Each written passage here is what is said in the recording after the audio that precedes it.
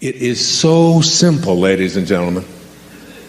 This idea that is at the core of all of our teachings. I've been out there doing this for over 30 years now.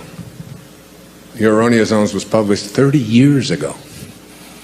And what I've discovered is what Earl Nightingale told me when I was just getting started in this whole business. When something called the strangest secret. We become what we think about all day long. We become what we think about all day long. But more than that, understanding that your thoughts are real, that they have an impact. Isn't it conceivable that your thought can have an impact on whether or not you can attract what you want into your life? That you can extend it out into a universe which is perfect, which has no need for you to interfere with it, which is always doing exactly what it is supposed to do. No restrictions on it.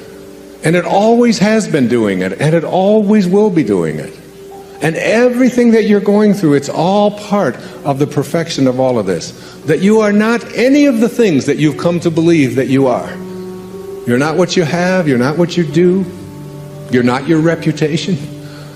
You spend a whole lifetime working on understanding that. I'm looking at the things that we believed in the morning of our life.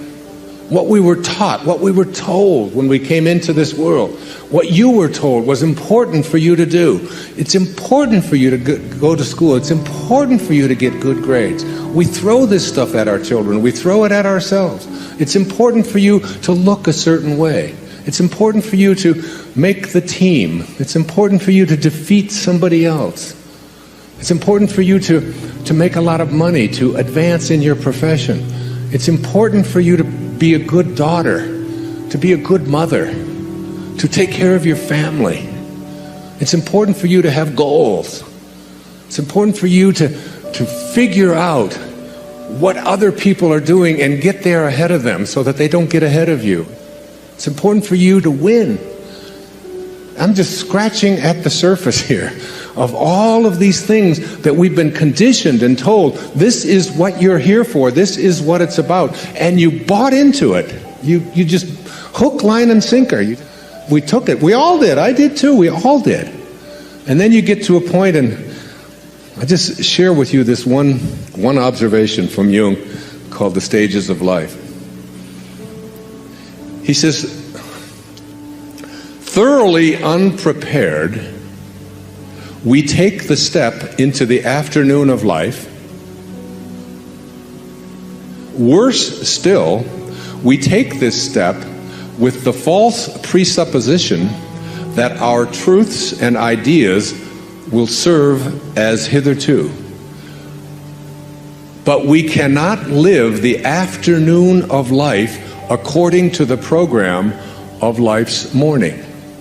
Hear that. Really hear that, because most of you here are in the afternoon of your life, and it has nothing to do with how old you are, by the way. This can happen at 14, or some of you stay in the morning of your life for 16 lifetimes. We cannot live the afternoon of life according to the program of life's morning. For what was great in the morning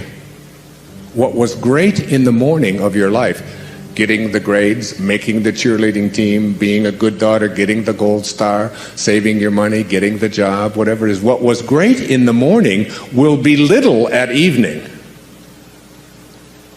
And what in the morning was true, which is a big word here today, what in the morning was true will at evening have become a lie. Now imagine how many of us are attempting to live the afternoon of our life by lies. They just don't work anymore.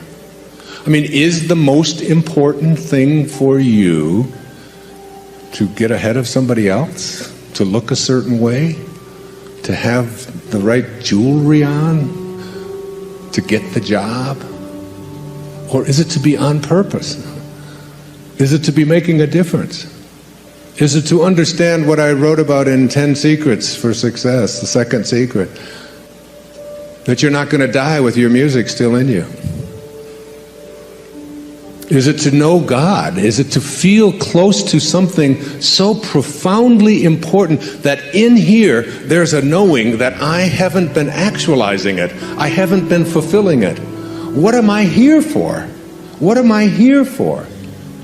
It's a question that you begin to ask yourself when I speak about purpose. And then you say, well, it's to be like God. That's what God realization is, to return to that from which you originated, the place of your source, the Tao. To be the Tao, to be it, to be the great way. And what is the Tao like? What does it look like? What is it doing? It's not doing anything. It's just constantly giving. It's just constantly offering. It's just constantly providing life. Billions and billions of life forms emanating from this invisible source that has always been, just continuously doing it. Why aren't you doing that? Why aren't you being like God? God is love, it says in the book of John. And he that dwelleth in love dwelleth in me. Your objective is to be like God. To return to your source, to your Father, whatever you want to call it. And then we take things like organized religion and we think, well, because I'm going to church and I'm doing the right thing. But you have to remember that the source, that the Tao, excludes no one. It excludes no one. It doesn't say you get to breathe and you don't. It does say you get to have hair and you don't. It does those things, right?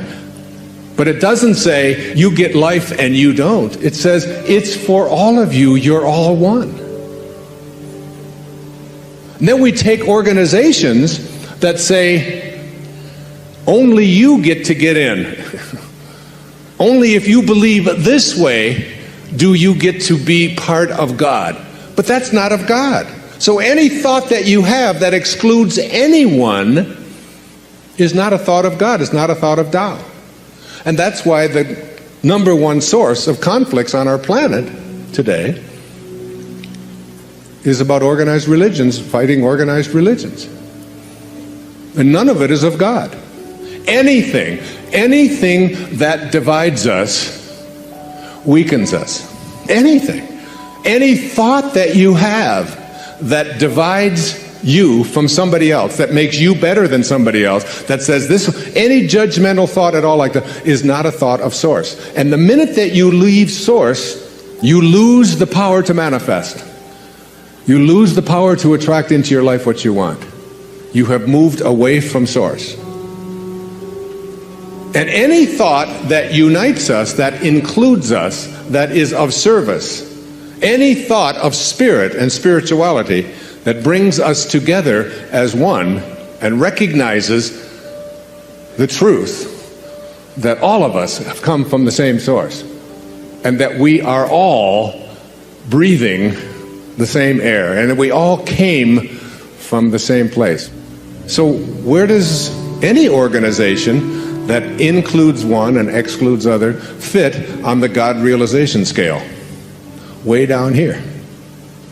You have to really be careful if you want to live the Tao, if you want to live this thing I'm speaking about and get yourself back into balance, if you want to be in balance,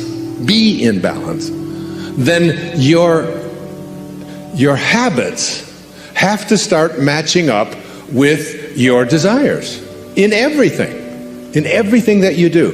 And it's just a simple matter of deciding to do it in all of your thoughts. Every place that you have any thought that is not aligned. Any place, any thought. So here are the thoughts that I'd like you to look at that keep you from the truth of Tao. All right? Every thought that you have that is on what's missing in your life. Every thought that you have about what's missing in your life is an energy that allows you to become a vibrational match to attracting more of what's missing in your life. The most valuable commodity I know of is information.